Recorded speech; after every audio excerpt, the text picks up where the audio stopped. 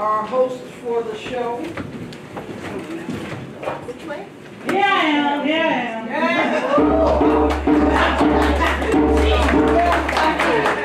I wanted to keep her out here.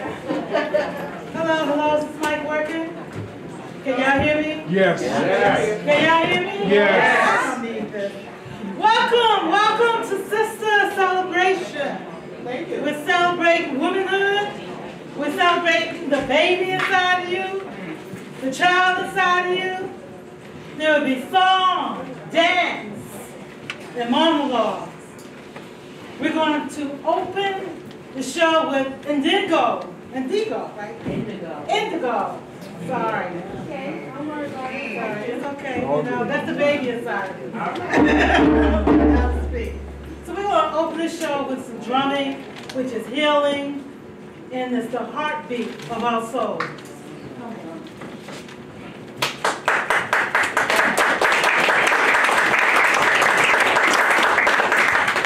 So we are the Healing Drum Collective. We are a group of women, drummers, and percussionists, and we perform. There are about at least 7 women who belong to the collective. One of the things that the collective does is not only do we perform, but we also do healing drumming workshops for women who may have been traumatized or victimized. We also have classes where we teach women and girls of color the basic techniques to be able to learn how to drum. Now, what we decided to do to open the program here, a lot of times we'll open with songs that will offer libations. So what we're going to do, since this is the theater, we're going to do the funga, and then I'm going to close with a poem. Now, funga is a welcoming song, so it's a call and response. So funga, I'm going to demonstrate, and I would like to have your participation. Yes? Yes. Okay. So the song goes, Funga Mafia, and I want you to say Ashe, Ashe. Okay, let's try it. Funga Lafia, Ashe, Ashe. Funga Lafia, Ashe, Ashe. Funga Lafia, Ashe, Ashe. Okay. Ready? Y'all sound good?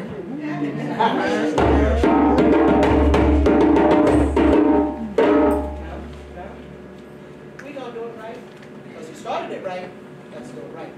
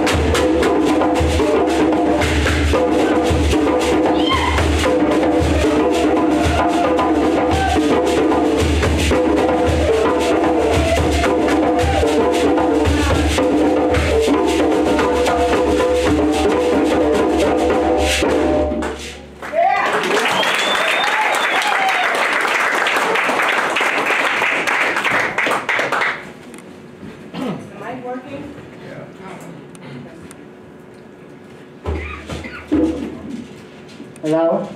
Yes. Okay, so Indigo, that's me. I'm a self-published author and I wrote a poetry book. So what I'd like to do though is I'd like to read a poem just in honor of Black History Month.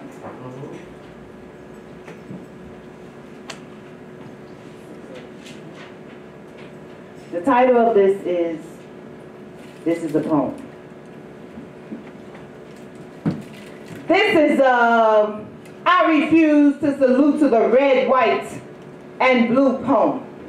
This is a message to my brothers and sisters that I've got your back poem. This is a stand up for your rights poem. This is a our babies are dying in the streets poem. This is a capitalism and racism seek to continue to divide us poem. This is not a hate poem, but a love poem. This is a, if we ain't gonna get no justice, then there ain't gonna be no peace poem. This is a, we must teach our children the truth about our culture, tradition, religion, and history poem. This is if you knew the truth about your religion, you would remove every image of a white Jesus from your home and your mind poem. This is a Black is Beautiful poem. This is a love your hair in its natural state poem. This is as James Brown sang, say it loud, I'm Black and I'm proud poem. This is a plea to refer to the others as brothers and sisters, or kings and queens, not niggas and bees poem. This is let's build each other up poem. This is let's wave our red, black, and green flag high poem. This is eat right so you can think right poem. This is a public service announcement to our parents to stop buying Barbie, Spider-Man, Superman, and Batman products for our children. It affects their self-esteem.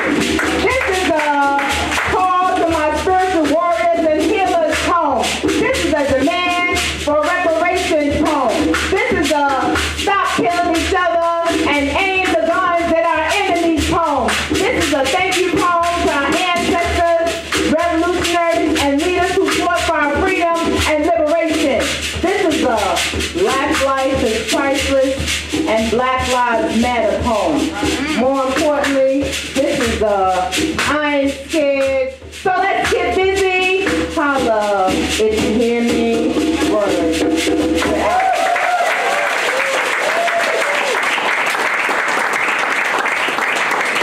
Thank you. So I just wanted to introduce this to Sister Ellery. This is Nana Zakia. And we thank you for inviting us to be a part of your program. One of the things that we also do is that we sell products, so we have a lot of different things. So another time we'll be able to share that. But we really wanted to thank you and just say that we appreciate venues like this because it really helps for us to be able to come in front and share, and so we can see what's happening in our community.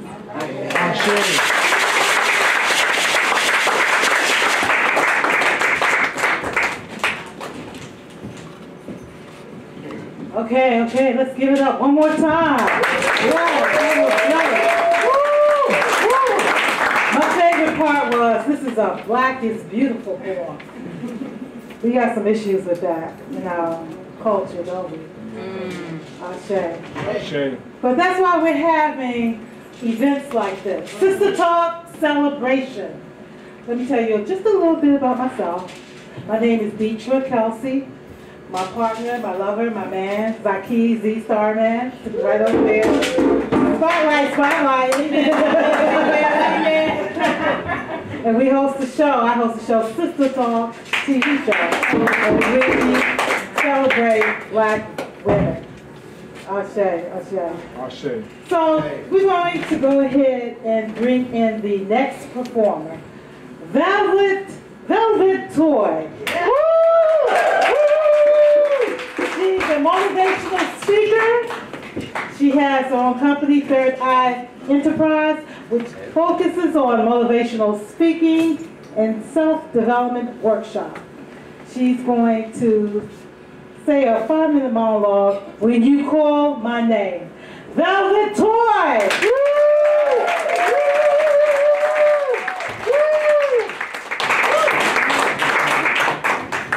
I don't need this mic. Can you please give me your mic?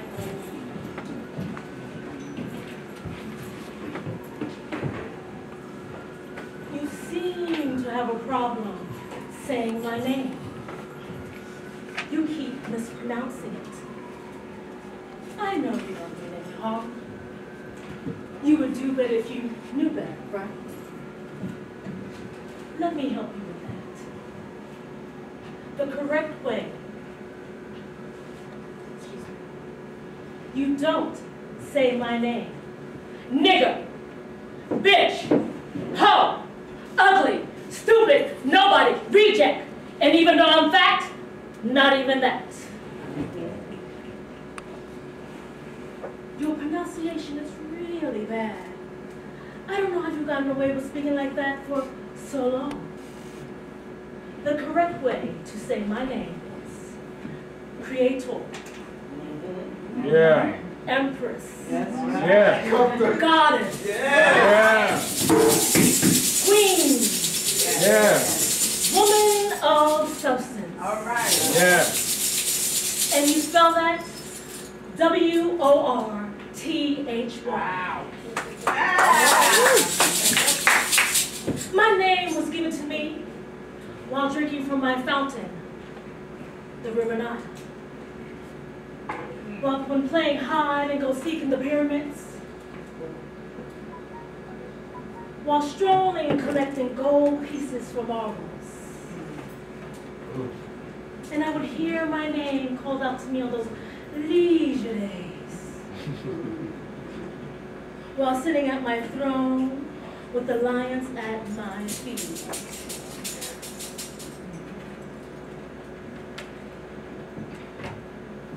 Correction fluid was needed for my name when they placed me on the auction block. I would hear my name called out to me while making my railroad underground.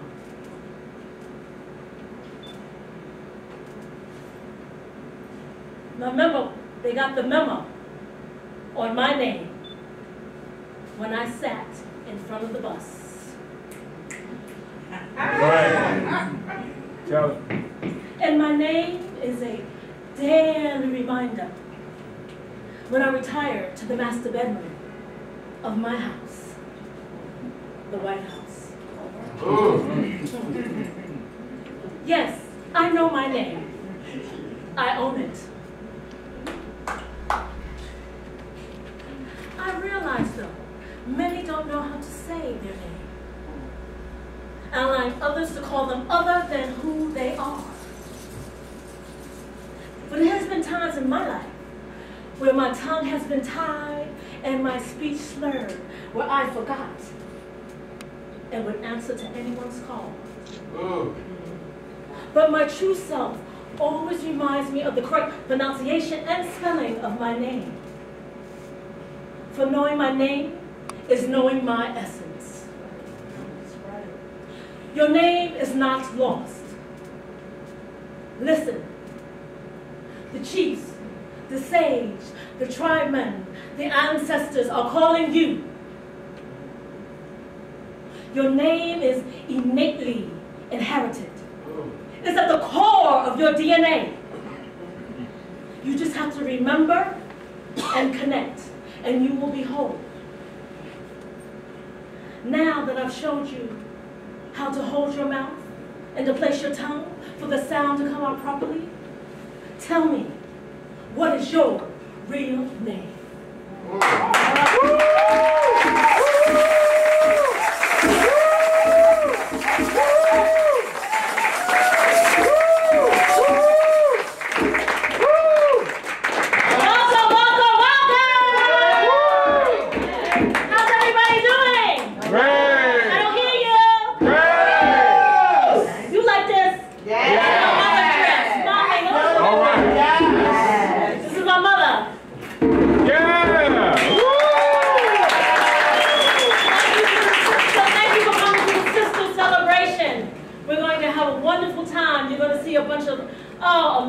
Amazing artists. I will be back later.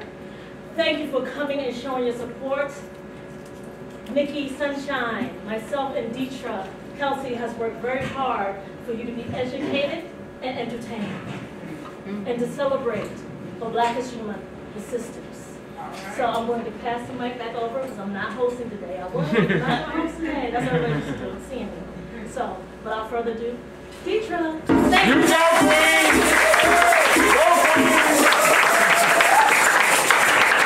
Give it up for Velvet.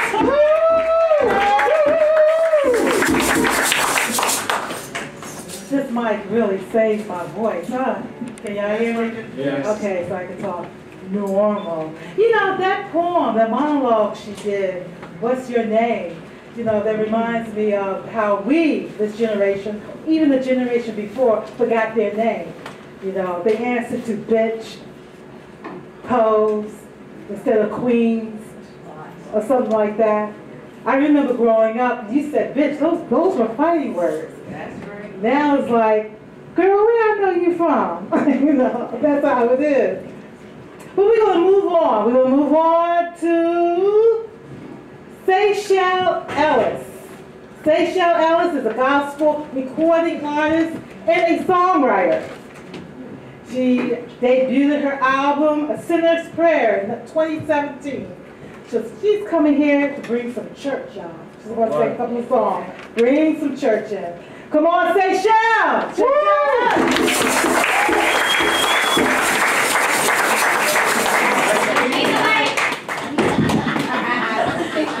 You know, I didn't take a mic last time. You know,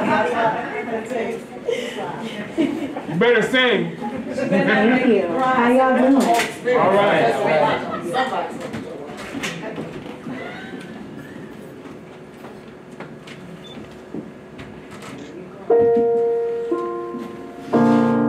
You're broken down and tired of living life on a merry-go-round. You can't find fire, but I see it in you, so we gon' walk it out and move mountains. We gon' walk it out and move mountains. And I'll rise up, rise like today. I'll rise up in spite of the ache. I'll rise up and I'll do it 1,000 times again. And I'll rise up high like the waves. I'll rise up in spite of the ache. I'll rise up and I'll do it 1,000 times again. For you, for you,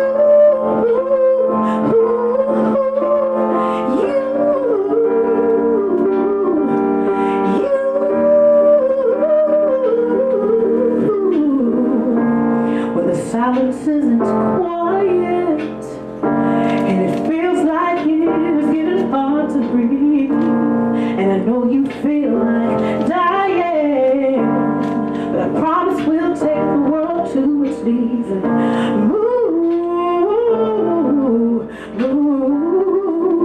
mountains. We'll bring it to its knees and move mountains. And we'll rise up, rise like the day. We'll rise up in spite of the ache. We'll rise up and we'll do it 1,000 times again. For you, for you,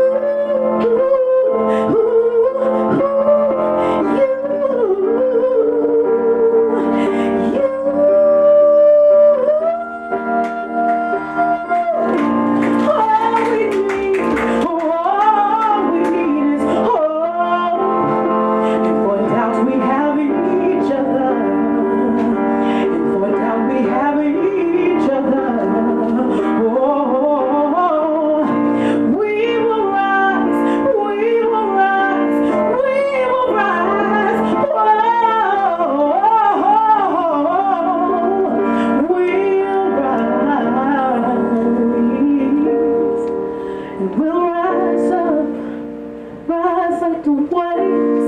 We'll rise up in spite of the ache. We will rise 1,000 times again. Oh, we'll rise up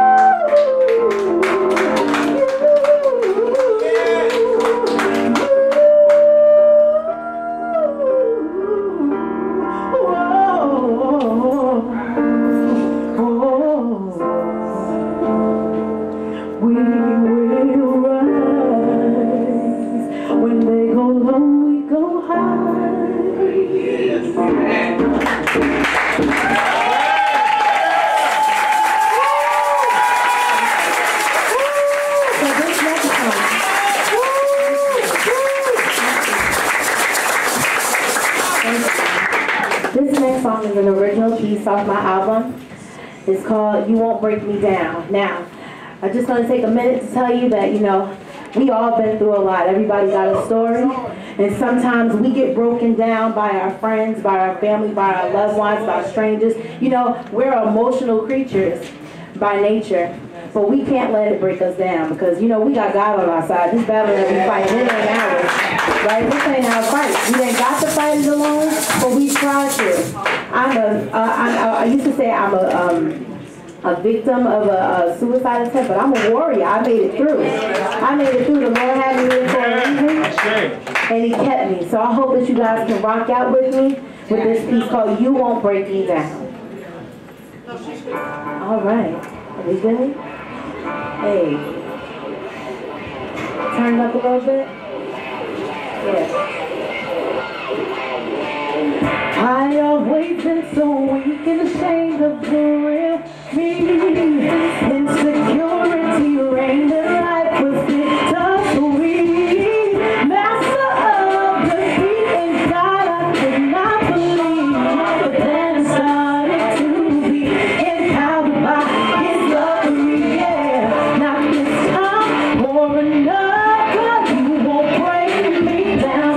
I am walking with Christ in me. His light so shines. Not this time or another. You won't break me down. You won't break, you won't break, you won't break. You will never ever break me. My storm is over now. I keep my head to the sky. From what I've overcome, I know He's always been by. Though I'm still humble, I know what God's got in store for me. Power in His name, give Him all the praise, honor, and glory. Not this time or another. You won't break me. I'm walking with Christ, yeah. Whoa, not this time or another. You won't break me down. You won't break, you won't break, you won't break, you will never ever break me. Hey, thus says the Lord to you, do not fear or be dismayed because of this great multitude. Hey, listen, because the battle, this battle and that battle, it ain't yours, but God. I'm strong now. I have learned to love my life. I've learned to walk by faith and not by sight. I refuse to give in to what others say.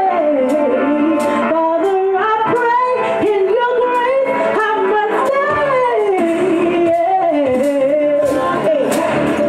Oh, hey. In my life, He shines. You won't break me down. You won't break, you won't break, you won't break. You will never ever break me. You won't break me. You won't break me. You won't break. They won't break you. They won't break you. They won't break you. You won't break me. You won't break me. Break me. Break me.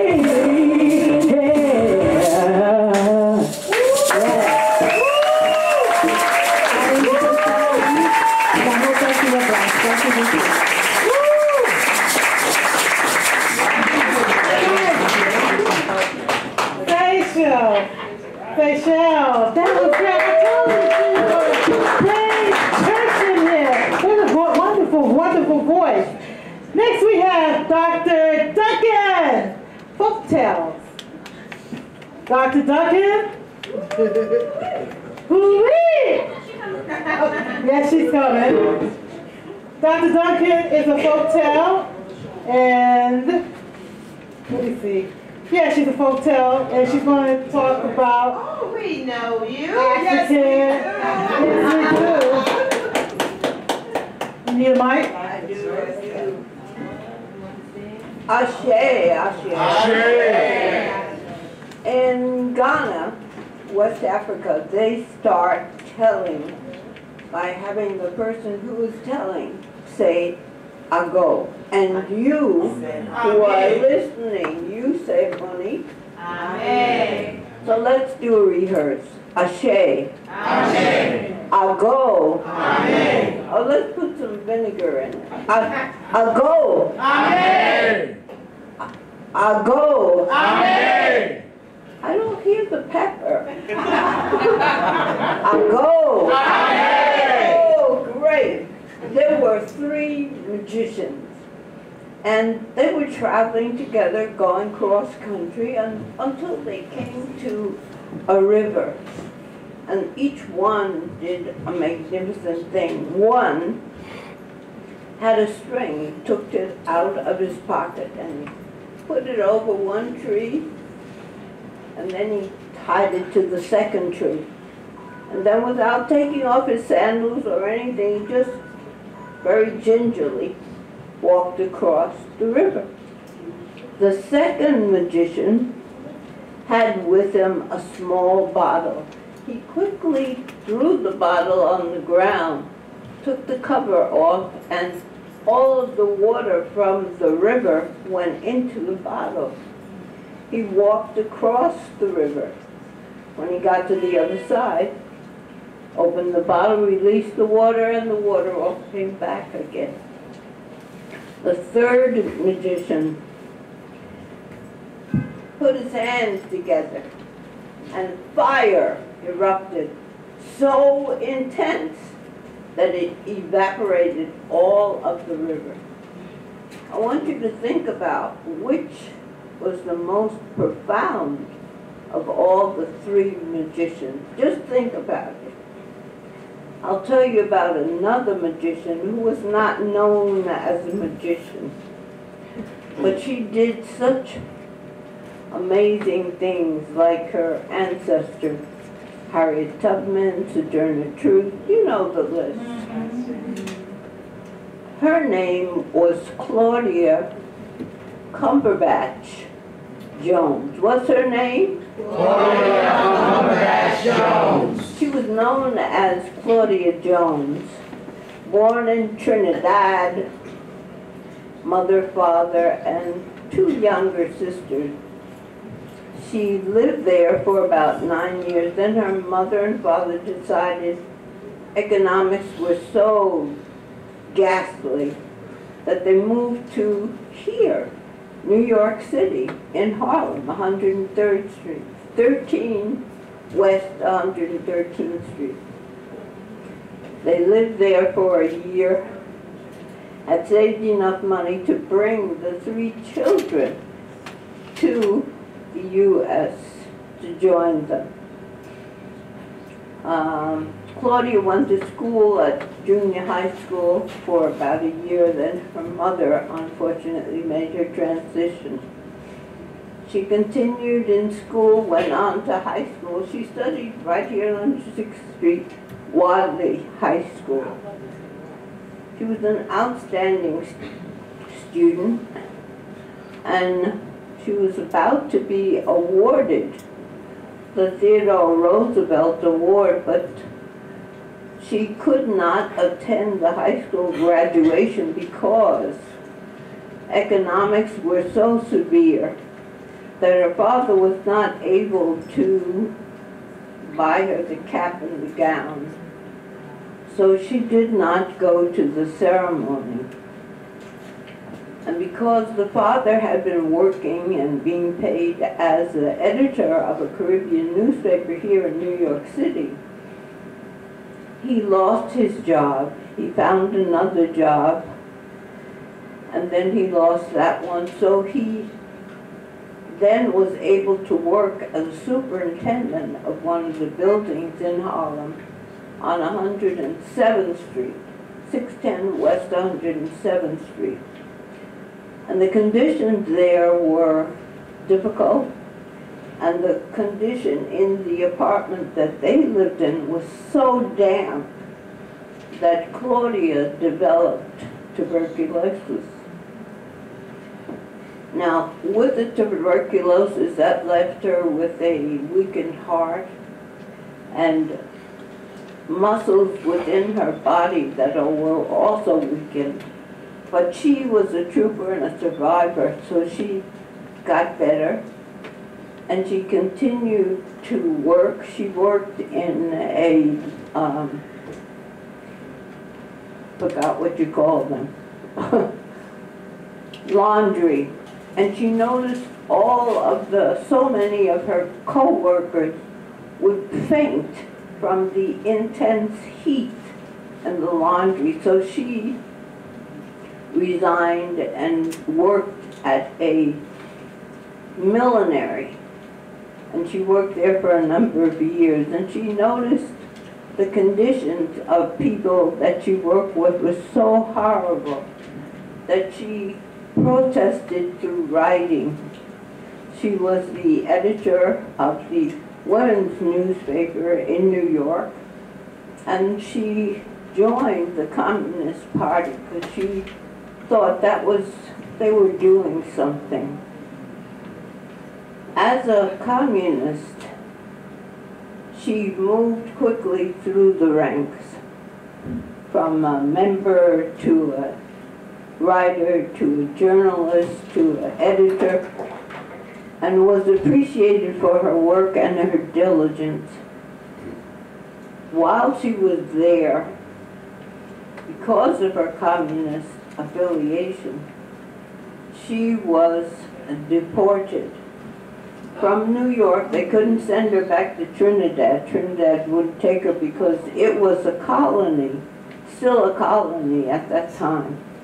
So she was deported to Britain. In Britain, she continued to write. Although when she got there, she expected a warm greeting, a welcome, but that's not what she received because of the racism. And that's one of the other issues that she would address. She would boycott, she would write letters, she would do as many, she would organize, she would campaign, she would have rallies, sit-ins, all of that against the oppression that she experienced as well as everybody else that she knew.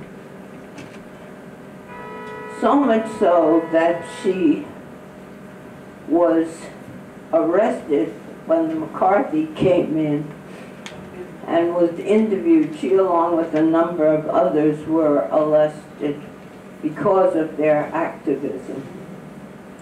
While she was in prison, she became drastically ill as a result of the tuberculosis, and she experienced a stroke. So they organized in the prison system and got her released because of her medical condition. What is her name? Cumberbatch Jones. She dropped the Cumberbatch so that the family would not be labeled or would not be harassed unnecessarily. But I want you to look up Claudia Jones and find out more about this remarkable woman.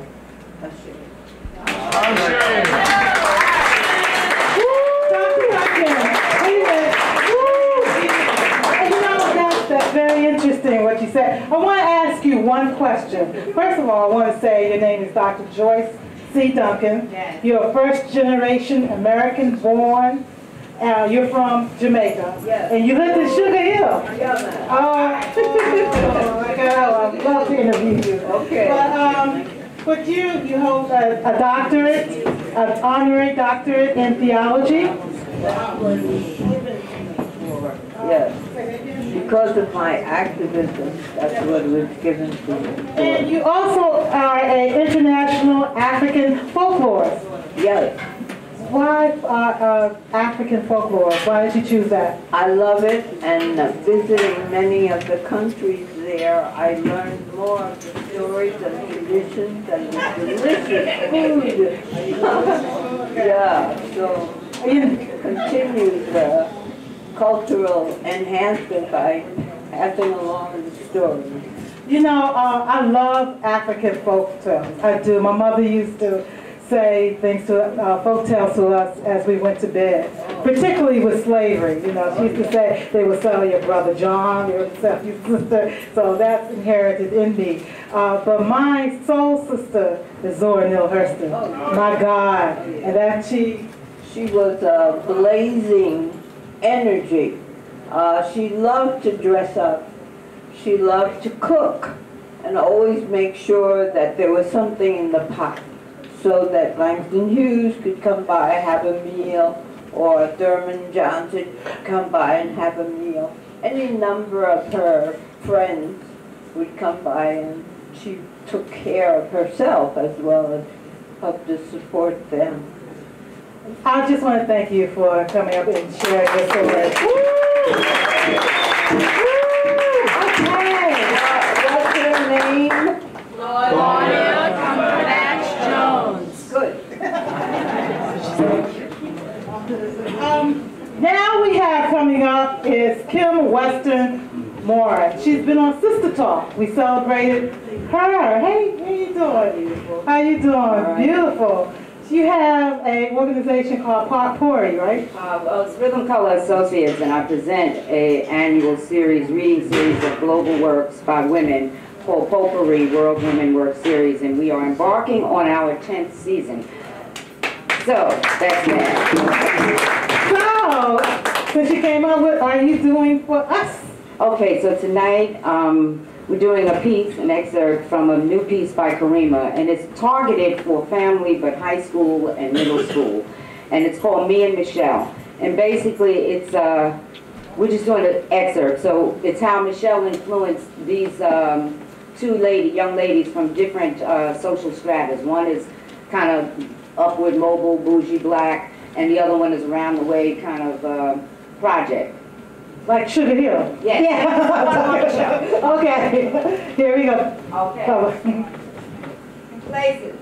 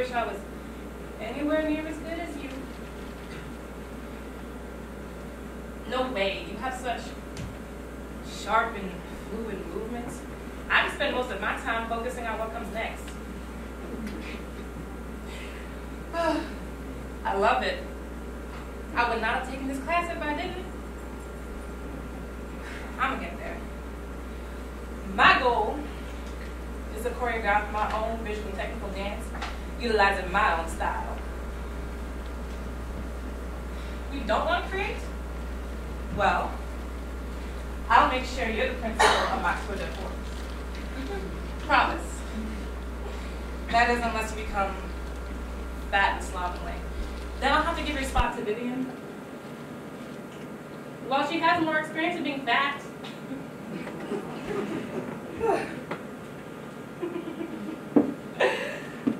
What time is your mother expecting you home? That gives us over an hour to kill. Want to go to the mall? I don't have much money either. We'll just look and make plans to purchase later. Oh, my father's picking us up today. If we're back before he gets here, we'll be okay, but if we're late, he'll kill me if he knew we were hanging out at the mall. If we get caught, we just come up with a story. Now hurry up and get changed. We don't have that much time.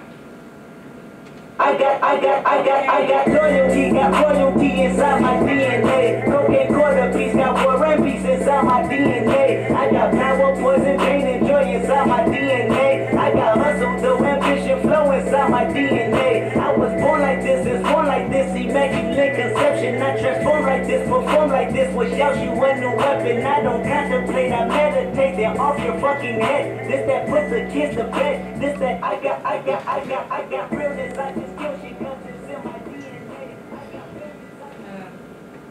Wow. My turn came around kind of quick. Okay. The reason why I joined this meetup for teens of single parents that I sometimes feel a lot of guilt. I mean, I know my mom loves me. She works her ass. Sorry. Can I say ass? Anyway, she works hard and she wants me to go to college and all that. She wants me to have more than what she had. She's always taking me to these cultural events and stuff over the weekends when she doesn't have to work. It's like she'd be forcing what she wished she had or wished she had done on me. And I feel guilty because we don't want the same things.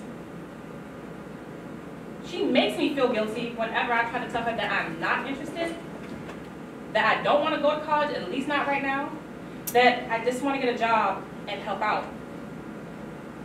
I like what you said, that we shouldn't let the fact that 75% of black kids are being raised by single parents make us feel like we're beneath or less than anybody. And I don't. Mainly because almost everybody I know is being raised by a single parent. I just feel like if I don't follow a certain path, then I'll be letting my moms or my race down. And I shouldn't have to feel this way as I decide what path I want. We aren't robots. Do we all have to go the same way? I don't want to feel this guilt. I just want to be free to be me. I guess that's all I gotta say. Next.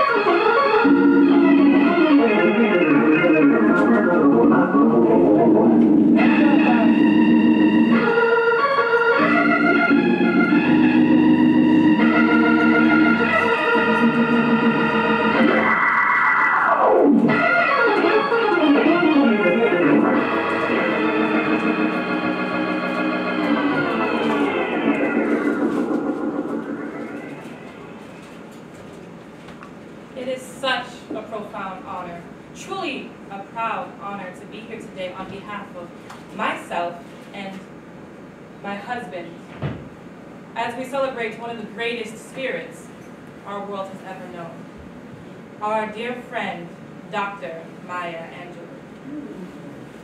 In the book of Psalms it reads, I praise you, for I am fearfully and wonderfully made. Wonderful are your works, my soul knows very well. My frame was not hidden from you when I was being made in secret, intricately woven in the depths of the earth. What a perfect description of Dr. Maya Angelou and the gift she gave to her family and all who loved her. She taught us that we are each wonderfully made, intricately woven, and put on this earth for a purpose far greater than we could ever imagine. When I think of Maya Angelou, I think of the affirming power of her words. The first time I read Phenomenal Woman, I was struck by how she celebrated Black women's beauty in a way that no one had ever dared to before. Our curves, our stride, our strength, our grace. Her words were clever and sassy. They were powerful and sexual and boastful. And in that one singular poem, Maya Angelou spoke to the essence of all Black women, but she also graces with an anthem for all women, a call for us to embrace our God-given beauty. And oh, how desperately Black girls needed that message. As a young woman, I needed that message. As a child, my first doll was Malibu Barbie. That was the standard for perfection. That was what the world told me to aspire to. But then I discovered Maya Angelou, and her words lifted me right out of my own little head. Her message was very simple. She told us that our worth had nothing to do with what the world might say. Instead, she said, each of us comes from our Creator, trailing with wisps of glory. She reminded us that we must each find our own voice, decide our own value, and then announce it to the world with all the pride and joy that is our birthright as members of the human race.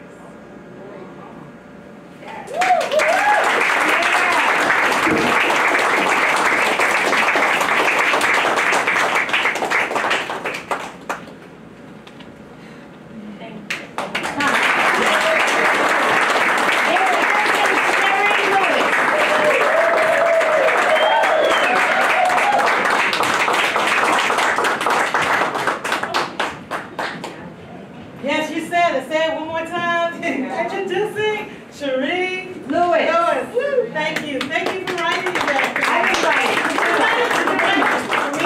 Karima. Yeah, I directed. Oh, Yeah. director. Well done. Well done. Thank you. Next, we have Brandy Hayward. She's an educator, a belly dancer. She created and founded Harlem Kappa Dancers. And she's here to come out and belly dance with soul.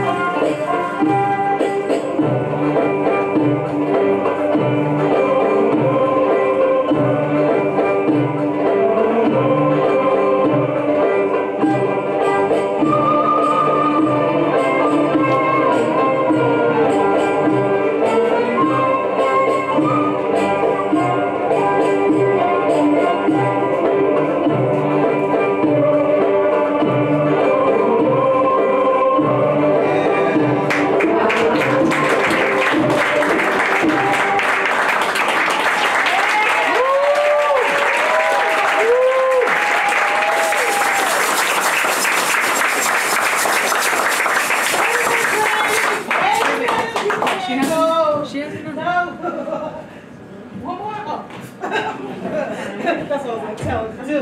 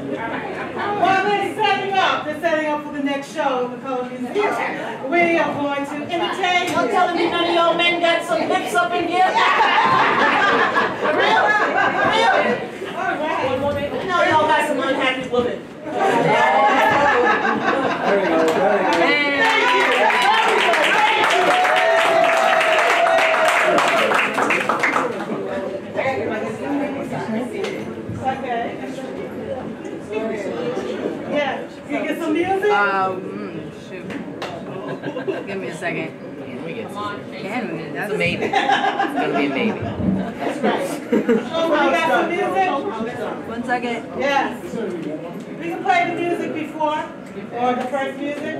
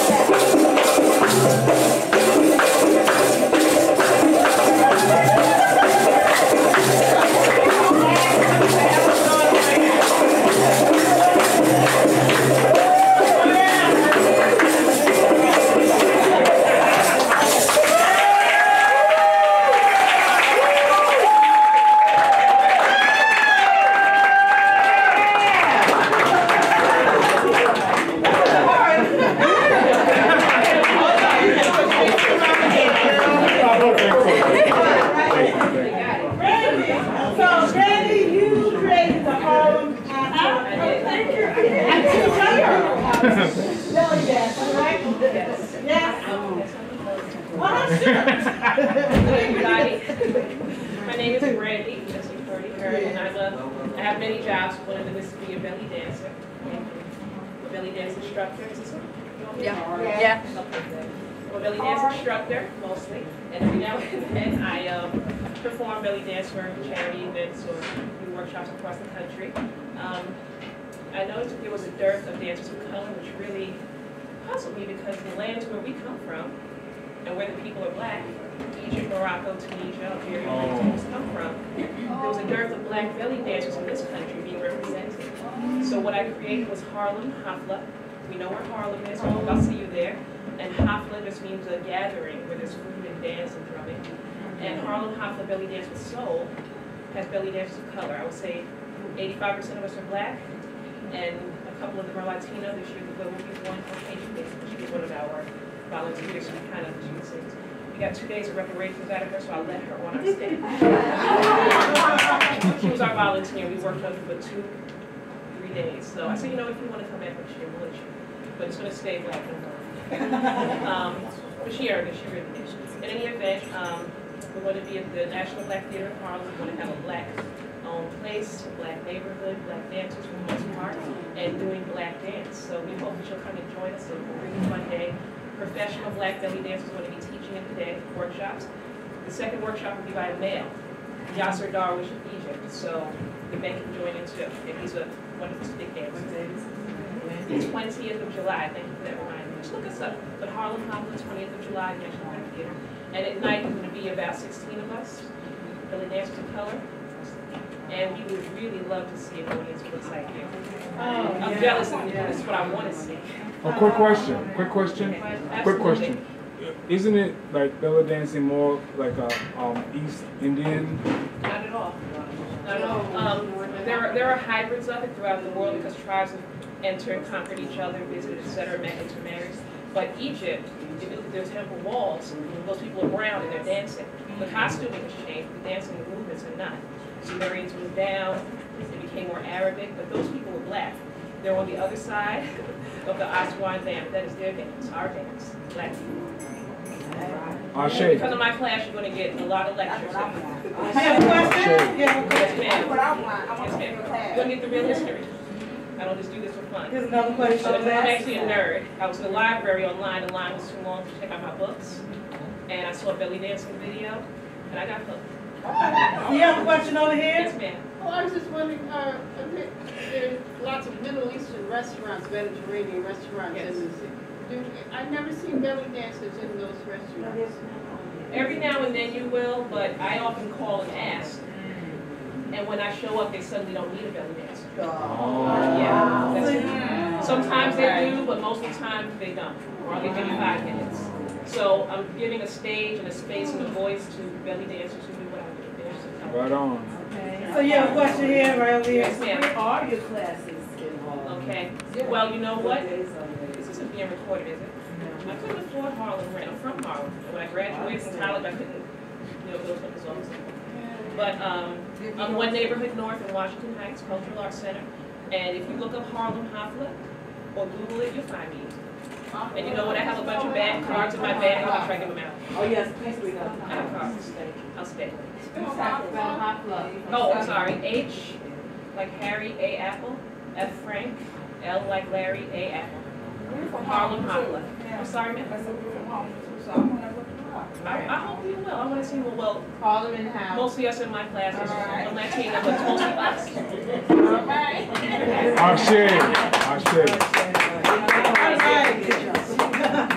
Great, great. So this is the way that Cleopatra movie should have been performed. Yes. So I should roll out of that rough, right? Are we going to do that?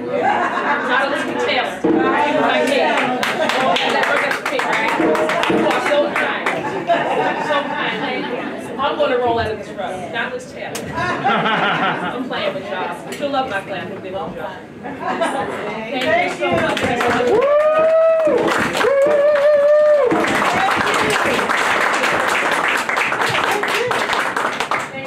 Well, they're setting up for me to roll off the rug, you know. But, yeah, we're about to do the Colored Museum featuring Nikki Sunshine, Velvet Toy, and Patricia Fields. Now, Nikki and Velvet and I, we are co-producers of this wonderful Sistah Celebration, and right now I'm having a lot of fun. So, I'm sorry. You okay? Now? Oh, okay. Wow, I was about to give a dissertation. She cut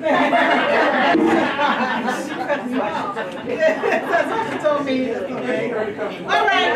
Now, Nikki Mickey Sunshine, Patricia Fields, and Velvet Toy, and the Colored Museum.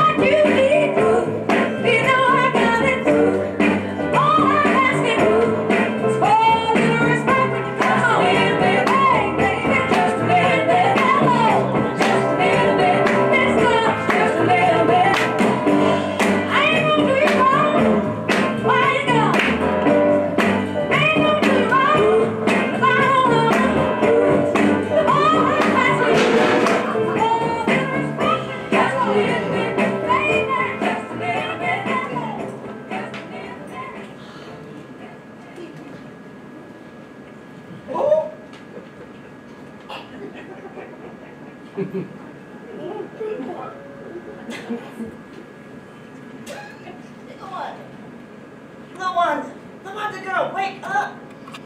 What? What is it? Check out girlfriend. Ah.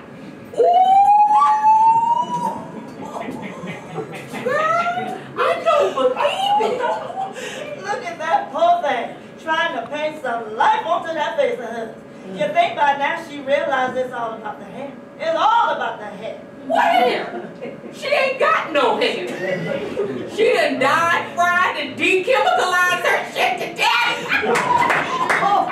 And all that's left is that butt-naked scalp of hers sitting up there apologizing for being odd-shaped and ugly. Girl, stop. I ain't saying nothing but the truth. That heifer is bald. And all over a man. Girl, I just don't understand it. I mean, look at her. She got a right nice face. She got a good head on her shoulders, a good job even. And she got to go fall in love with that fool. That political quick change artist. Every time that nigga went and changed his ideology, she went and changed her head of 50 occasions. Well, at least she's breaking up with him. I don't know. Yes, girl. Oh, girl, teach me to die. Well, I overheard her on the phone the other day talking to her girlfriend, and she's meeting him today for lunch to give him the axe. Well, it's about time. But don't you worry about a thing, girlfriend. I'm going to tell you all about it. I ain't got to worry about a damn thing, because I'm going to be right there, front row at center. You? Yes, child. She's wearing me to lunch. I don't think so. What you mean? I don't think so. Just like I said, Janine, damn. How's she gonna wear both of them? She ain't wearing both of us. She's wearing me. Says who? Says me. Says her. Ain't that right, girlfriend? I said, ain't that right, girlfriend? Hello? Hello? Did you hear that damn phone ring? Hang up the damn phone.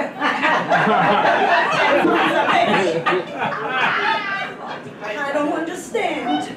It ain't deep, so don't panic. Now, you're having lunch with your boyfriend, right?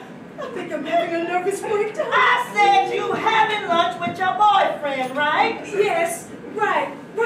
To break up with him? How did you know that? I told her.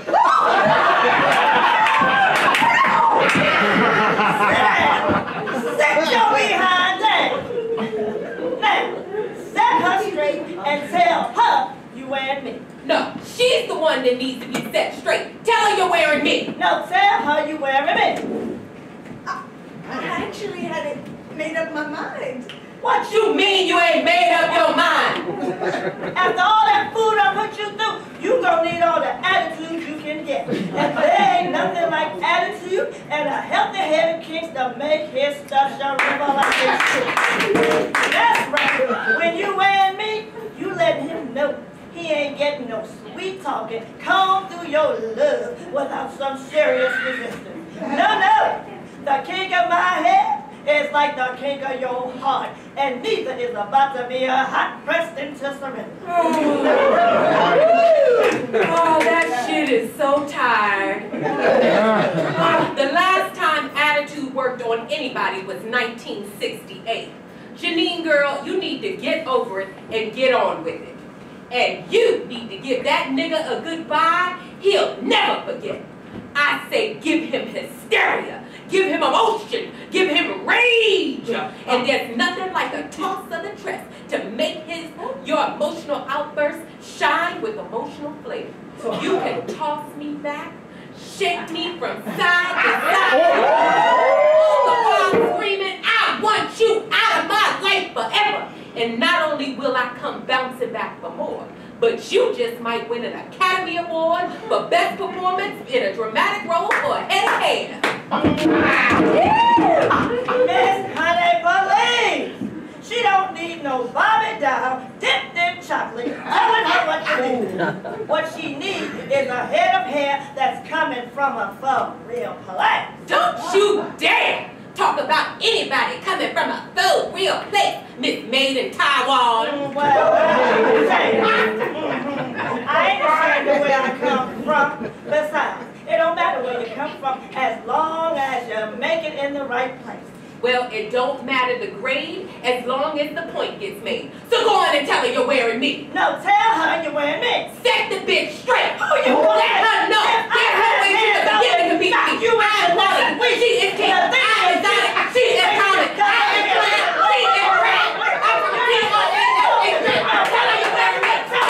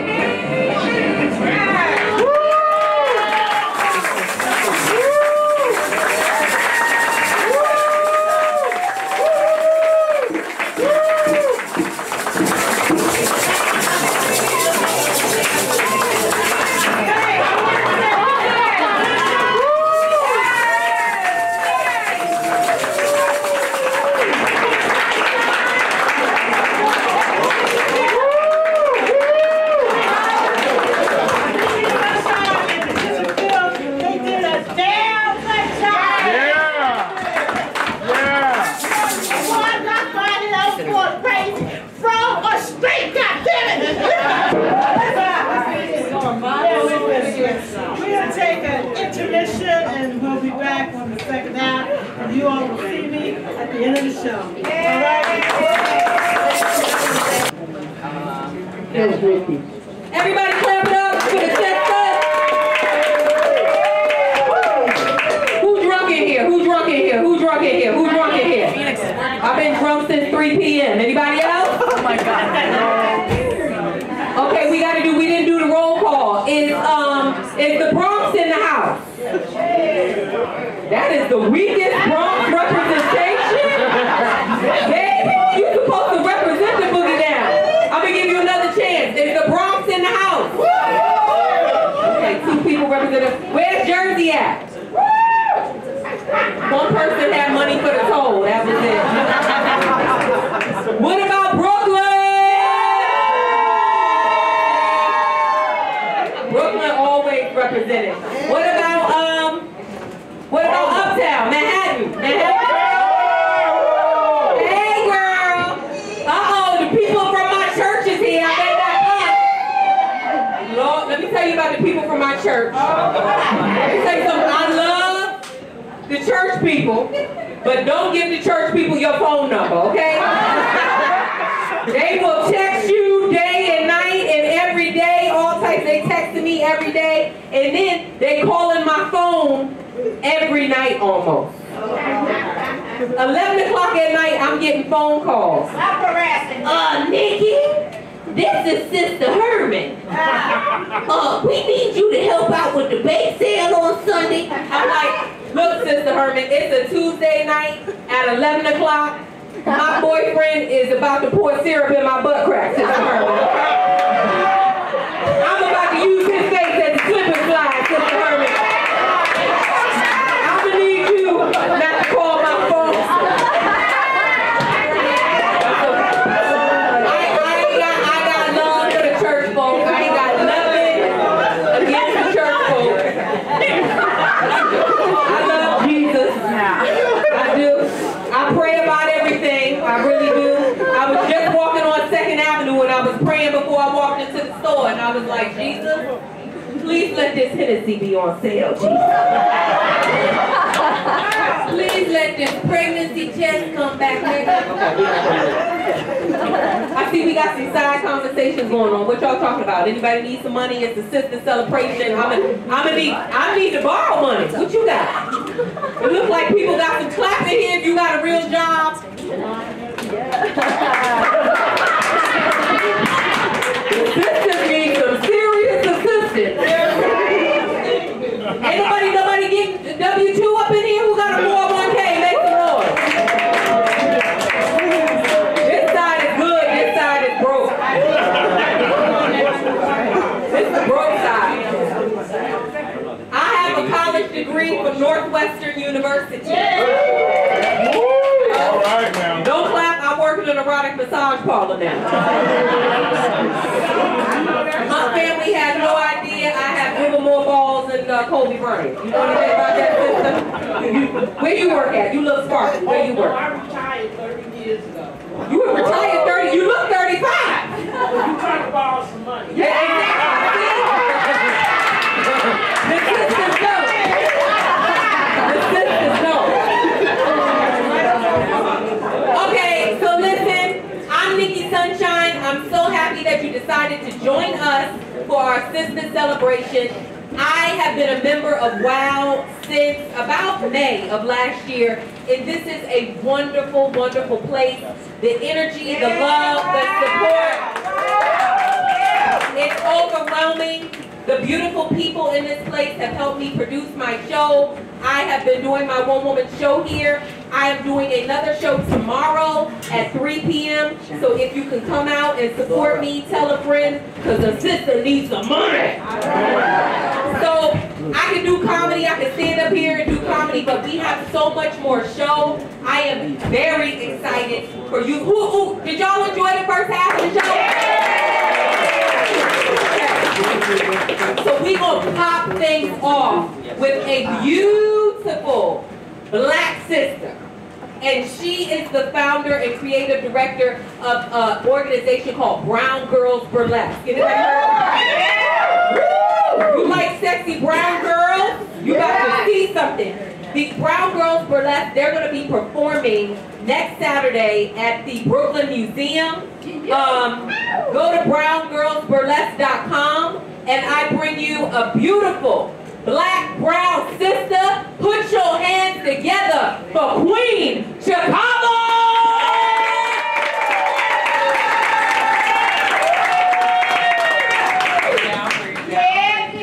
We got a couple little things we're gonna do here. No, we got to keep there's a chair that's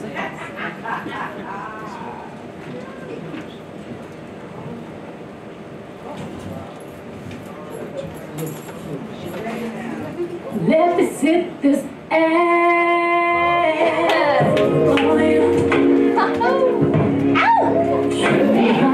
I feel. Let me take this off. You watch me.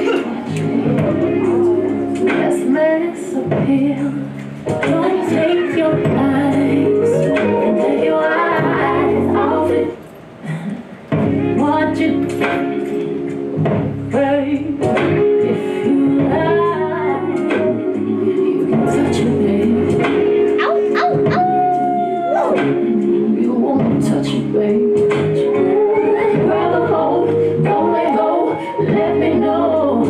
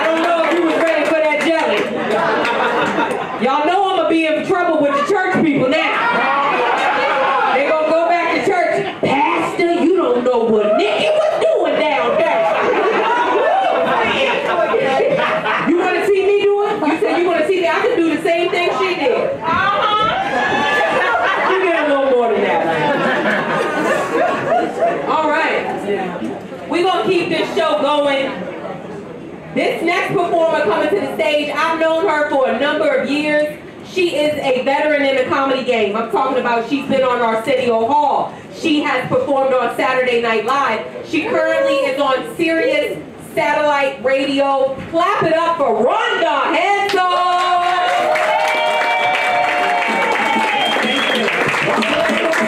Thank you for that applause. Oh my God, I love that sound of applause. It makes me feel all dark and lovely. When I told my mother I wanted to go into comedy, she said, Rhonda, you should go into comedy because you come from a long line of fools. I gotta tell you, I'm a white watcher. I love watching white people, especially when they act like they think they've always been white. Stay with me now. Black History Month is the right time to say that race is a false socio-political construct that America clings to like a lover. Decades after 1798, the Irish was still considered subhuman and only fit for servitude. Yes. The fear was that the Irish would ruin America with their crime, their poverty, and inbreeding with white women. Yes. Historically, Italian immigrants were stereotyped as sneaky, lazy, and prone to crime and violence.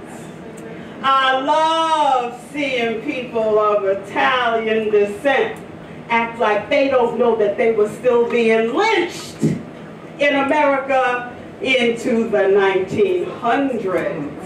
Oh yeah, am I lying? No. Okay. Yes, sneakers and a ball in any nearby park could really save a city kid. Not just exercise, but possibly a scholarship and the way out of the ghetto. Yes, for Jewish players. That's it. Yes. Yes, they were the players up through the first half of the 20th century. Yeah, we didn't even come into the NBA till the 1950s. All right. Italians, Irish, and Jews have only been white for 75 years. Tell us, That's right. And those Jewish people were playing b-ball because they had been excluded from all of America's tennis and social clubs, okay? I like watching white people, and this is why I hate Uber. Because Uber took away my favorite white watching activity. I used to love to watch them hail a cab with the confidence that you will stop for me and take me where I want to go. Do you remember when the movie star Danny Glover couldn't hail a cab in New York City? Yeah. Those were great watching white people days. Every year like clockwork, I love watching white people sunburn. The only thing better is watching them dance. When they make those moves, I'm fascinated. No lie, last year, a white FBI agent in a nightclub busted a move with a backflip. His gun fell out of his waistband and shot a near bystander. When white folks dance, people get hurt.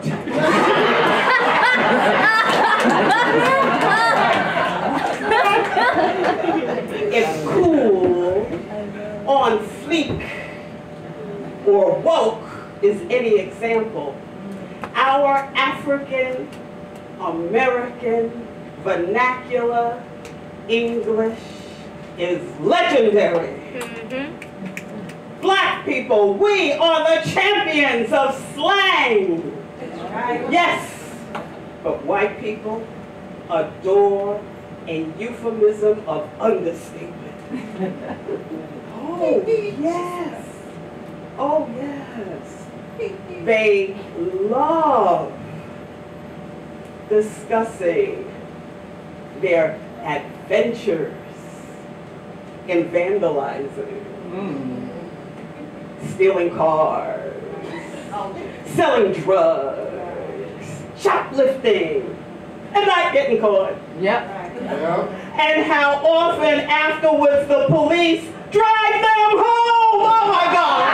I can listen to those stories all night. Oh my God. They love it. They love the privilege. The privileges. Youthful indiscretions. Yes. Have you heard that one? Youthful indiscretions? That is white speak for committing crimes into your 40s.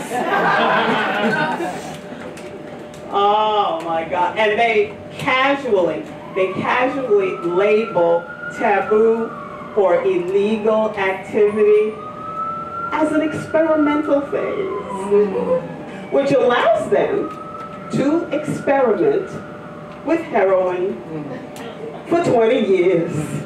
Oh yes. But you know who really gets the best tea on whitewashing? The help. Yes. And if you talk to Nanny Attila Honeycutt, she will just give you too much information. Caitlin, set your honor, you come with Nanny Attila call you or I will braid you up tight, tight, tight.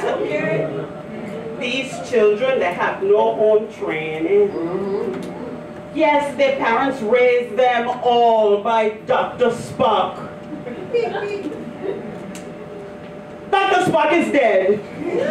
You know what, kill him? These unruly children. I raised the children by Mr. Spock. Mr. Spock, no crying, no emotion. And if you behave yourself, you can have a little fun every 7 years. Caitlin said, Joanna, you turn off that video and come here now or I will cornrow you. I made these children watch the video from the New York Marathon every single day. Because all kind of people running that race, black, white, red, yellow. And you know how the man from my country won that race? He beat the whites. He beat the whites. He beat the whites. He run fast, fast, fast. Caitlin said, Joanna, you come now, or you will be late for Mary Margaret Catherine's bat mitzvah. You know, in my country, I had to wash my clothes down by the river. I would put the color clothes in the water to soak, go find a rock, and then I beat the whites. I beat the whites. I beat the whites. My clothes come clean, clean, clean. Caitlin said, Joanna, you come get your breakfast now. I have to make these children breakfast. You know how to make an omelet? Some people, they cook with spices. I cook with political overtones. You seize the egg like the oppressor sees the natural resources of my country. And then you break the egg like the capitalists break the union. Wow, so right. And then you put that beautiful yellow yolk aside. And then you pick a white. You pick a white. You pick a white. I love a good omelet. Happy Black History Month.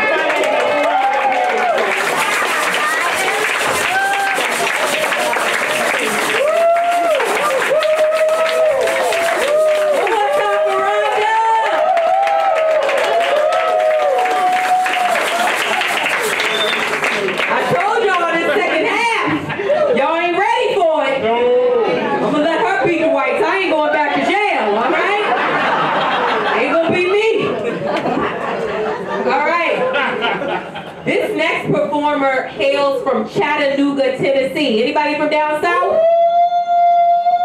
You represent Tennessee. How you represent again? Okay, that's how they do it down in Tennessee. You're gonna love this performer. She's performed at the Apollo twice. She performs under the subways. I don't know if you've heard it. They have something called Music Under New York. Yeah. And she performs in the subway 3 times a week. And she is the writer of a solo show called Hound Dog at Life and Times of Big Mama Thornton. It's a bluesical. It's a bluesical about the blues legend Willie Mae Big Mama Thornton. I am not going to talk no more. We just going to turn it over to the fabulous, illustrious She. Do your thing, girl.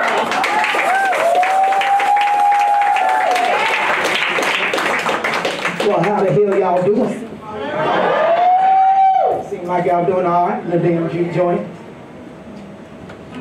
Well, I just come to tell y'all a story about me.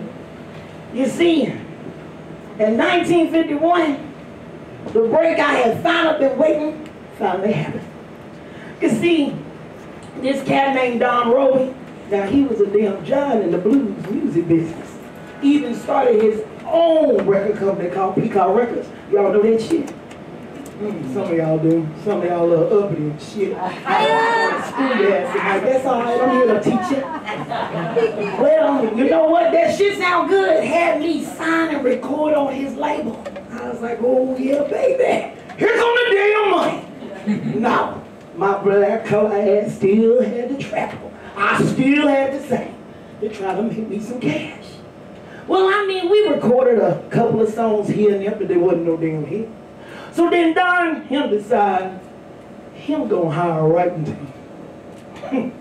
What the hell for? We can write on the goddamn songs. But next thing I know, I'm in the studio. And these 2 little white cats come in, looking like they still drinking milk from their mama's titties. Talking about they some damn songwriters. I say, oh Lord, here we go. I say, what the hell's y'all name? They say, Jerry Lieber Mike Stoller. Now that shit sound Italian if you ask me. I say, what the hell y'all know about the blues? They say, oh, we know a lot about the blues, Big Mom. We got a song you gonna love. You know, white cats gave me some damn lyrics on the back of a paper sack. Y'all had me on the back of a damn paper sack. What the hell am I supposed to do with that shit? Well, y'all know me. I have my own sound, my holler. And I say, hit it then.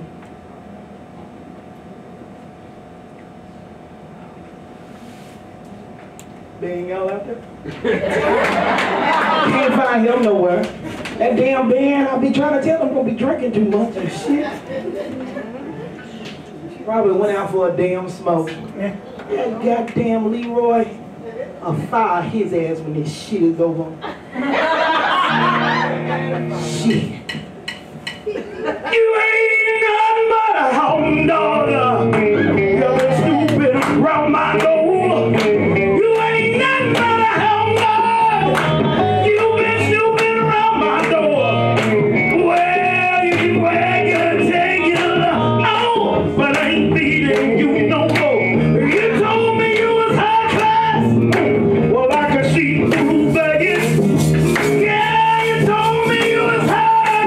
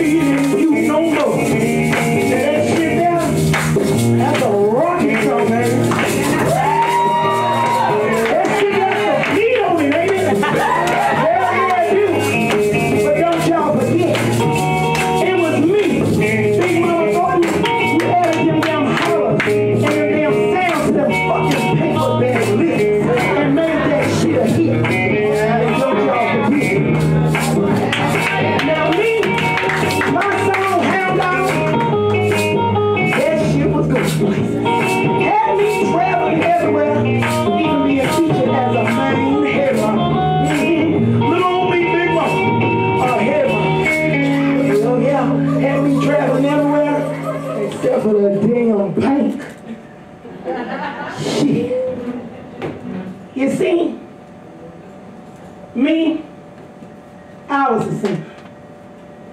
I was the one that gave that song the force that it needed. But them damn Italian cats, them little songwriters, when they get all the damn money and all the damn fame. Hell, if you ask me, Big Mama, that damn hound dog would have been one sick ass puppy if it wasn't for me. $500. Y'all hear me? $500 is all they damn pay me. Color folks were saying that was inequity. Shit, I said that was fucked up. I know right then and there, had to start writing my own shit. Get my own shit published with my name on it. But still, I had to travel, do some singing here and there. They ain't gonna hit that. But that's alright, because I know something was gonna come around for Big Mama. So, I was doing my thing. Gotta make my money. Gotta rent to pay the bill.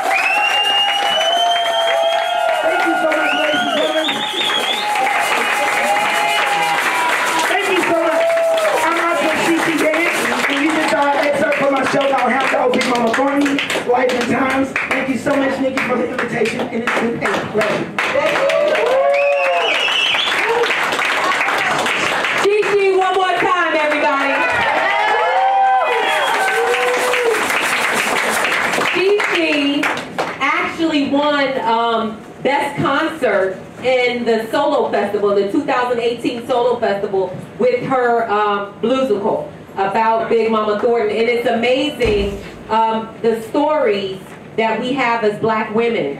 But whatever adversity, economic hardship, and just the wrongdoing, we still overcome and we are resilient. And that's what we're celebrating tonight at the Sistah Celebration.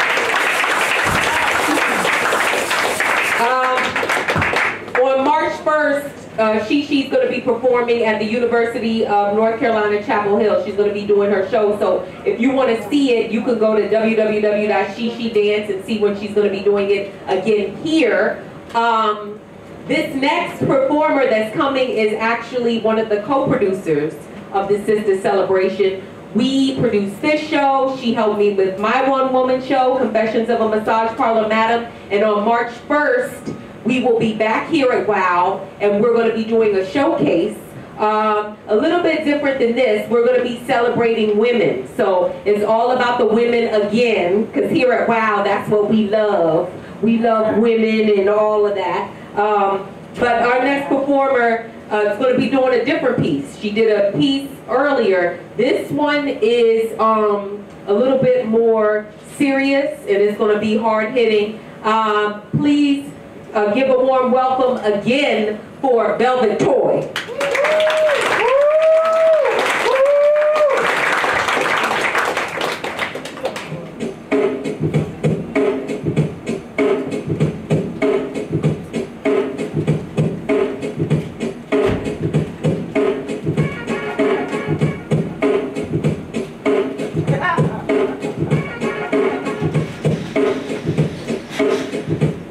I need a gangster bitch. A gangster bitch. I want a gangster bitch. A gangster bitch. I want a gangster bitch with my gangster bitch. I want a gangster bitch. I need a gangster bitch. I need a gangster bitch. A gangster bitch. I want a gangster bitch. A gangster bitch. I want a gangster bitch with my gangster bitch. I need a gangster bitch. I want a gangster bitch. I need a gangster bitch. She don't sleep and she don't play. Sneaking up girls from around the fucking way. Strapped but lovable, hateful and huggable. Always in trouble and definitely fuckable. See her now, booms and pounds, she's my friend. Talking on a blunt, sipping on a Heineken. She's got y'all a firearm to match mine. Going to the movies, packing his and her guys.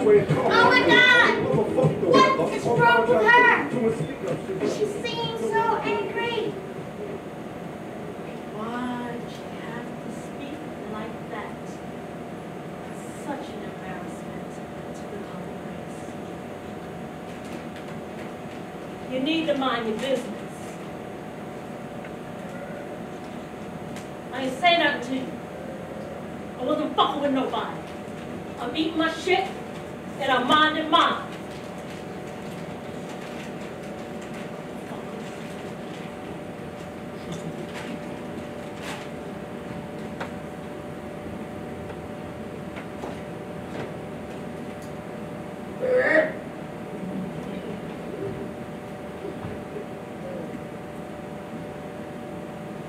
I know what you're thinking.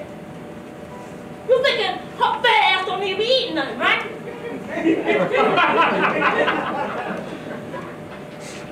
Oh, yeah. You think you know me by looking at me, but you know nothing about me. Yo, you see a fat, black, ugly chick, and you think you know my life. Don't nobody know me. Not even my family. My mama said I shouldn't even be here. I'm a base baby. Baby.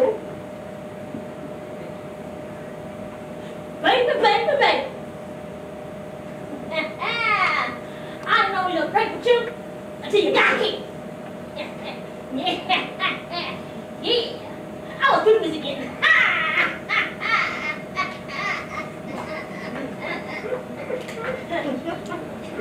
Shit, a baby. I don't want no more babies. I tell you one thing though.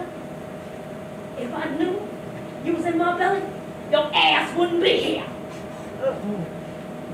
Yeah, Mom. You told me. Sure glad you hit on that. Take care of your younger brothers and sisters, because Mama got shit to do.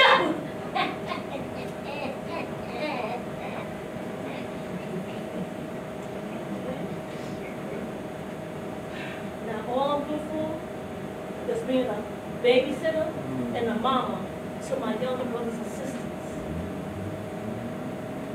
I ain't got nobody. She stayed in the streets. Yeah, I got older brothers and sisters. One's dead. 2 in jail. And the other 2 got the fuck away from here. Should have fucking whooped their asses.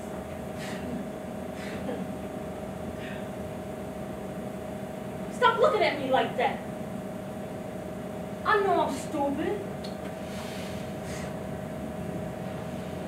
Tisha thought so. A D again, young lady? C's, D's are all you ever get. What is wrong with you? Maybe you need to be in a class with the slow children.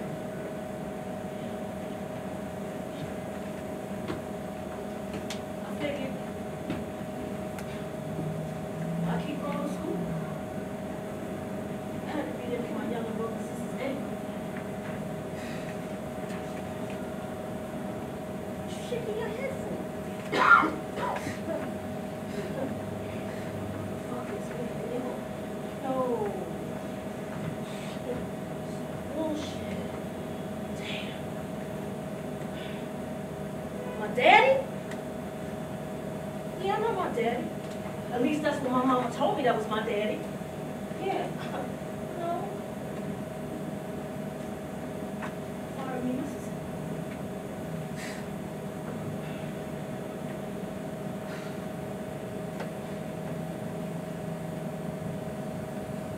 Used to play with me. Tell me I was this pretty little girl. Take me a ride in his car. Buy me ice cream, candy. Made me feel like I was somebody. My daddy even told me I was smart.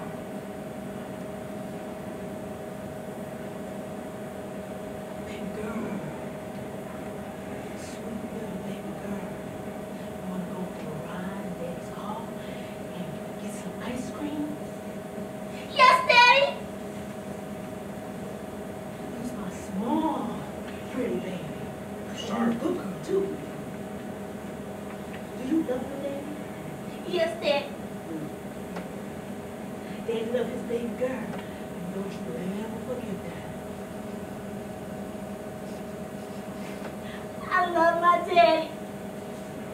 He's my favorite person in the whole wide world.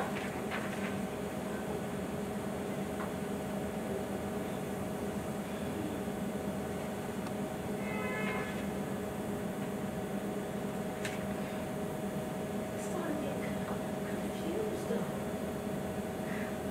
When my dad would wake me up at night to play.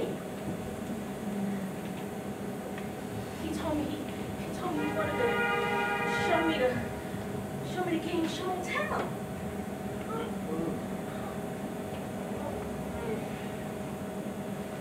Big girl, wake up. Let's play. Daddy? Huh? I want to show you something. If you get down on your knees, in front of me, in between my legs, I got a lollipop for you.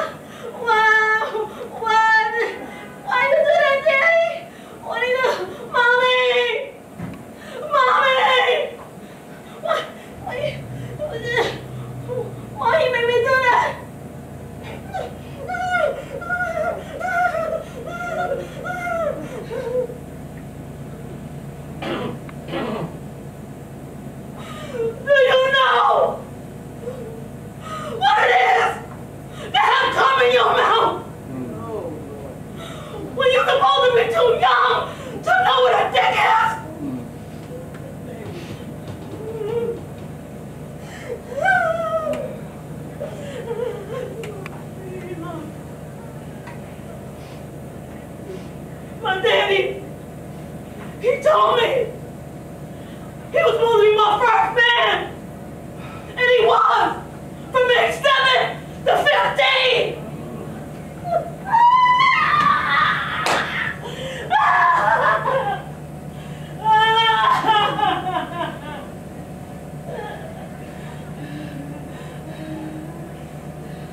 My daddy,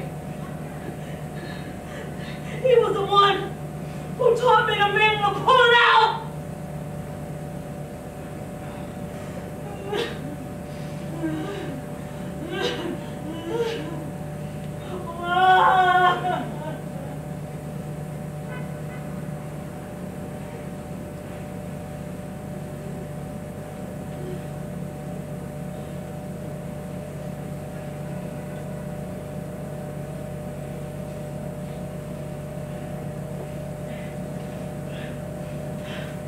Nah, I don't miss him.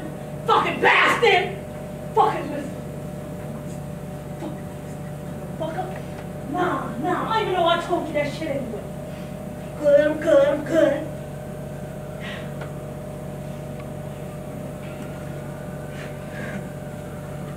I thought it was gonna be alright for me, my baby.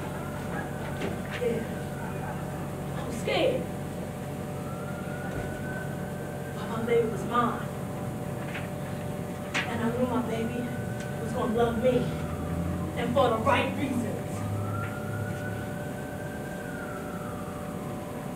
They made me get rid of it.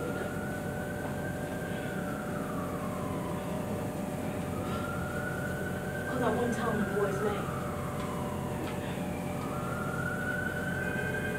I felt good though.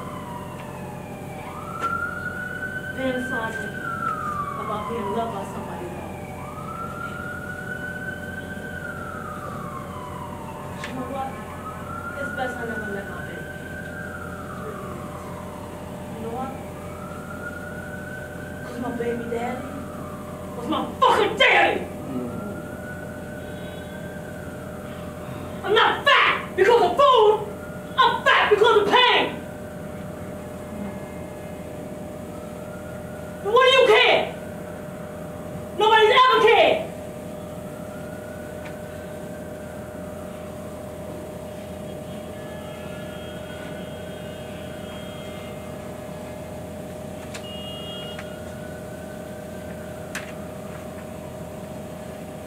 My brothers and sisters, they ain't sisters.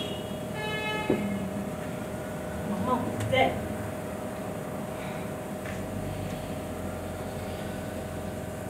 My daddy, he started having lots of problems with his stomach. He died. The doctor said they found small traces of rat poison in his system. As if somebody was trying to kill him slowly.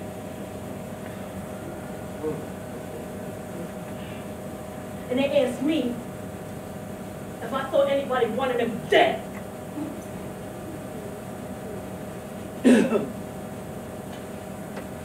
Stop looking like that. Stop looking at me like that. Blame my mama. Blame her mama. It's generations of no love. And you sit there and judge a fat, black, ugly chick. Well, fuck you. Yeah, I don't even know why I even told you my business. Hey, Doodoo, come on. Yeah. You know what? Leave me alone and let me eat my shit till I figure a fucking way to get out of this motherfucking world. Shit. Yo.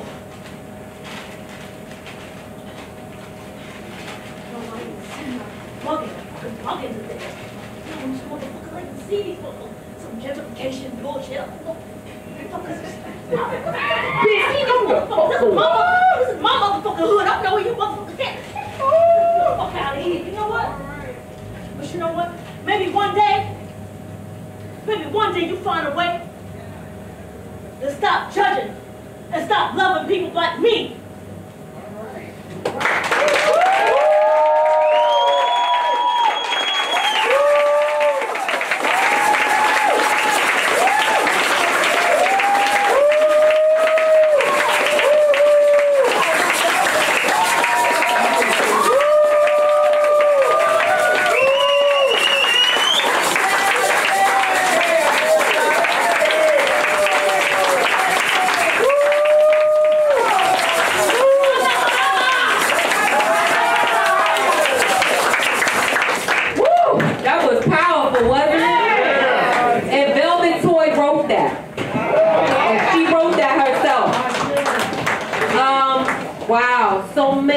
emotions and so much pain and layers of pain and just, you know, our people, we carrying a lot.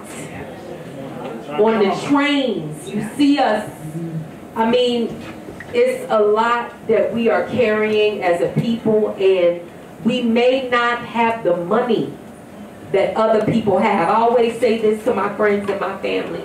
Black people, people of color, we may not have as much money as they have, but we have each other as a resource, and we need to start supporting each other and lifting each other up and affirming each other, even if it's just a nod. Keep your head up, brother. Sister, I see you smiling at people. You don't know what people are going through, and we need to start uplifting each other, and that's one of the reasons why we are doing the Sistah Celebration, to support our sisters and their art, and to just uplift each other. So we're going to keep the show going. Are y'all enjoying it? This next performer coming to the stage, I have been knowing this performer for about 3 years. We performed together. This is a really special act. I hope you enjoy it as much as I do. I want to present to you Miss Bumba Claudia. Let's give it up for Nikki Sunshine.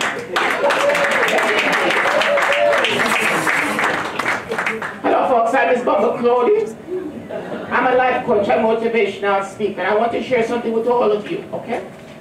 You have to love each other. You can't treat people like shit and worship God at the same time. Hallelujah. I'm living my best life. I'm not going back and forth with you sinners. Hallelujah.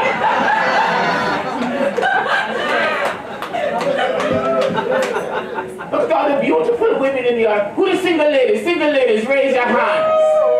Yes, indeed. Single ladies, I know it's hard to date in today's world, but I want to give you some encouragement, okay? There's some good men out there. There's some good men out there.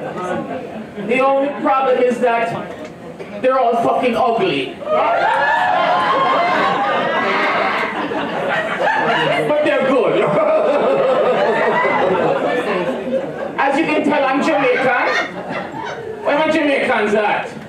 No, oh yes, we're gonna remix a song after the show is over. Yes. Yes.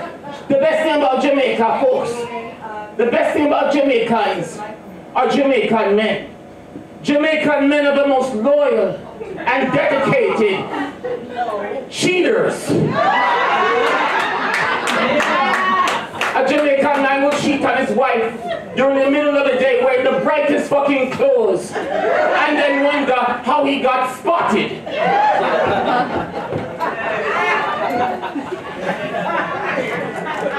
But despite the cheating and the ugliness, ladies, you need to be in good relationships.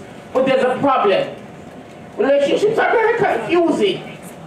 And the main reason why relationships are confusing is that women are confused. Women are the most confused species on the face of this earth. For example, a lot of women say they will not date a man that lives at home with his mother, but yet they date a man that lives at home with his wife. Women are confused.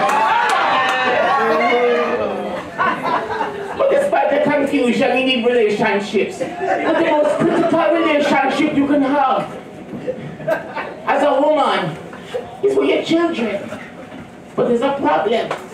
There's a problem. Kids in this country are out of control. And white people, you have to stop giving your kids timeouts. Because when you give a white kid a timeout, you give them time to reload their gun. Stop with the timeout. And look at that young boy, Jussie. That young boy, Jussie, paid those 2 boys from Wakanda to kick his ass.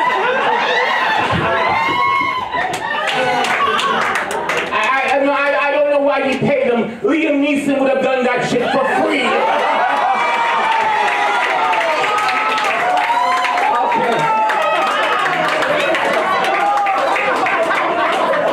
All this rap music is making kids lose their mind. All this pandering. panda, panda, panda. I got broads in Atlanta. Even Fat Joe, he's telling kids he's all the way up. He's too fat to be all the way up. He's too fat to lean back. Fat Joe's 5,000 pounds. How the fuck can he lean? I mean, he can probably fall backwards extremely fast, but I doubt he can lean. So what I want to do before I leave is I want to talk about some parenting tools. Some tools that you can use to keep your child under control, okay? Let me show you the first parenting tool. Okay, so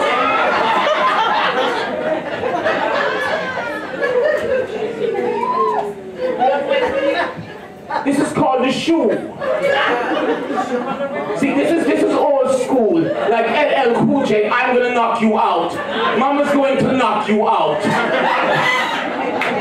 This is old school like Prince and Purple Rain. This is what it sounds like when your kids cry.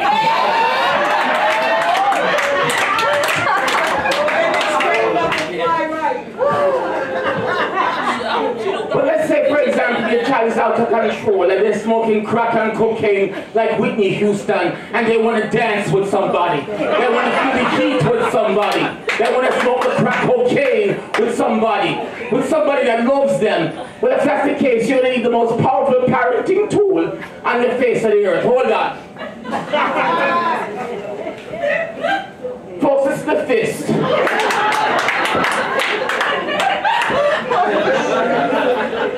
You see, we Jamaicans, we don't believe in timeouts. We believe in blackouts. You get your timeout once you pass us right on the fucking floor. Everybody, have a good night.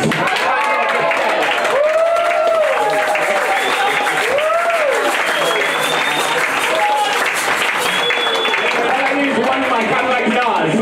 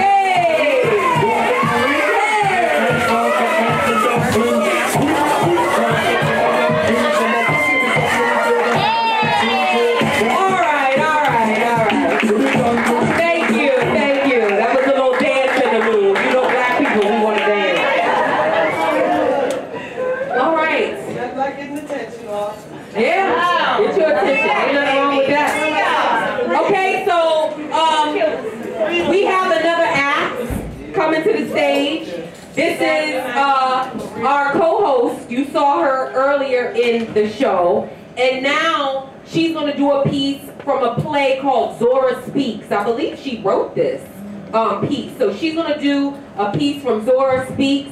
Clap it up for my co-host, Deidre Kelsey.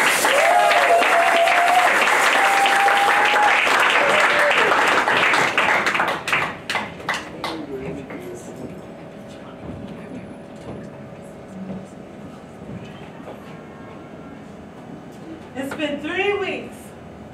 School is closed, the bill hasn't been paid, and Papa still hasn't picked me up. And the principal wants to see me again. Zora, we've tried unsuccessfully to contact you about the bill, especially your father.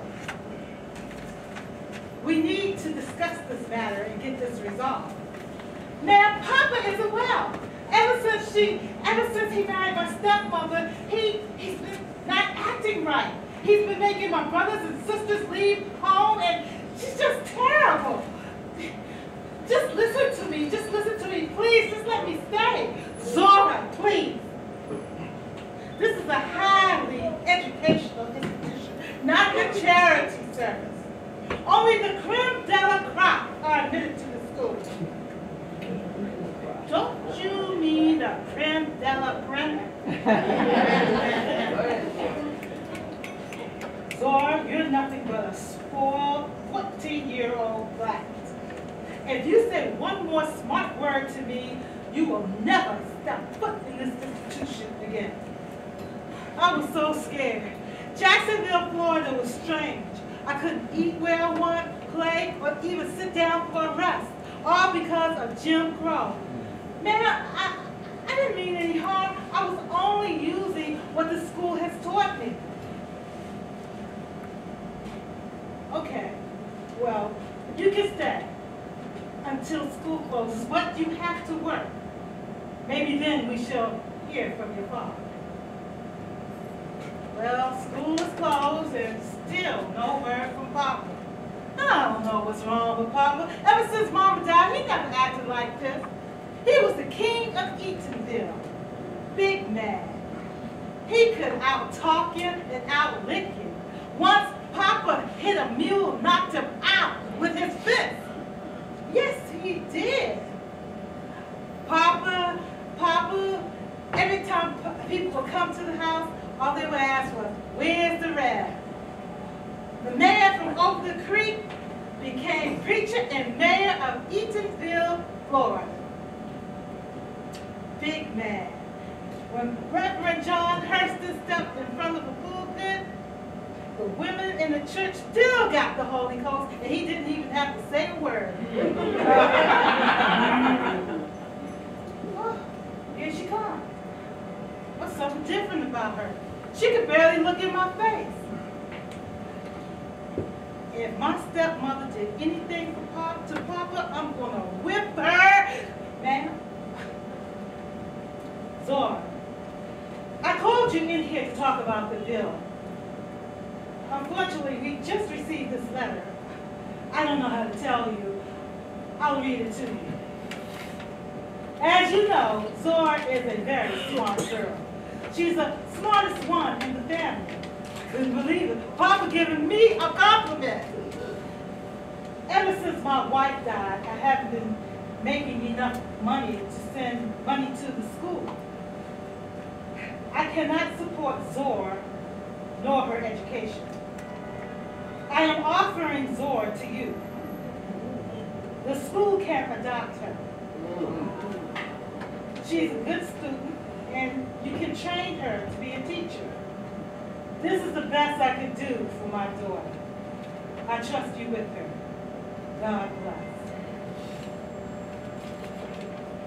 A black hole has replaced my soul. Papa is giving me away. I need Mama to wrap her arms around me. Papa giving me away? Spring breeze coming through the window feels like a hurricane, leaving my soul twisted, knotted, and destroyed. Papa is giving me away. Zora, I'm sorry, but you can't stay here. Here, take this money and go home. Thank you, ma'am. Zora, when you see your father, tell him to reimburse me. Eatonville was my home and not my home. From that moment, I knew I was alone. The visions that haunted me as a child were coming to life. I guess Mama sensed my destiny. That's why she told me to jump at the sun. I boarded the train to Eatonville, went to my father's house, and whipped my stepmother's ass.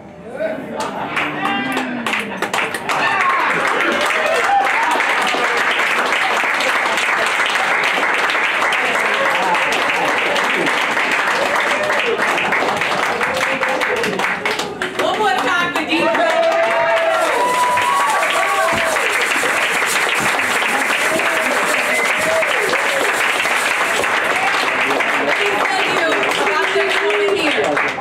This lady produces a show called Sistah Talk TV. It is the only show I've seen that consistently promotes sisters, produced by a sister, and it deals with our issues. And you've been doing that show for how long? About 8 years now. And with the help of Zaki. Stand up. Stand up. Stand up, Zaki. Yeah.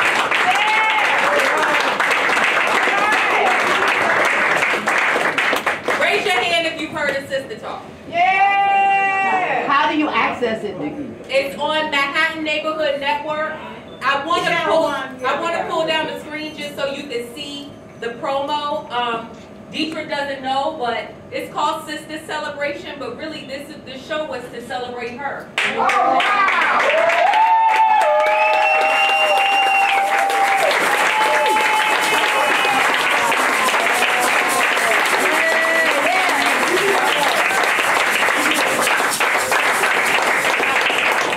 We just gonna put on the promo so you can see it, a little bit of it.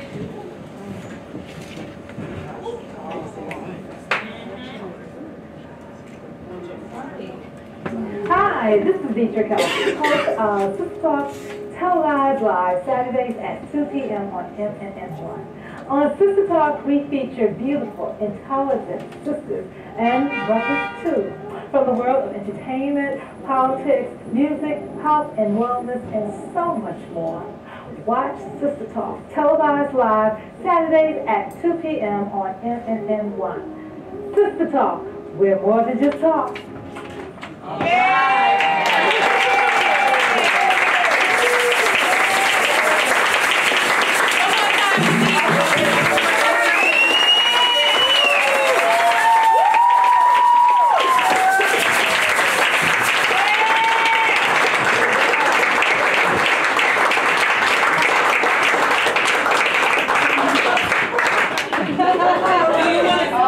Do you want to say anything, Deidre? Take a breath. Take a breath. Well, Nikki, I did not know you were doing this. I just want to say thank you. I feel like I'm in an award ceremony. I want to say thank you for Zaki also for creating this. And I wouldn't have met so many wonderful, wonderful women such as Nikki and Velvet. I had no idea, my God. But I just want to just share with you, when Zaki came up with Sistah Talk, he said it was a talk show, and I was saying to myself, I don't want to do no talk show. You know, and never in my life, I never thought that I would be hosting a talk show and featuring so many beautiful women. And these women like Nikki and Velvet has really, really helped my self-esteem, my book-getting attitude, and everything. It's so phenomenal, so beautiful, so many beautiful women out here. Just want to say thank you.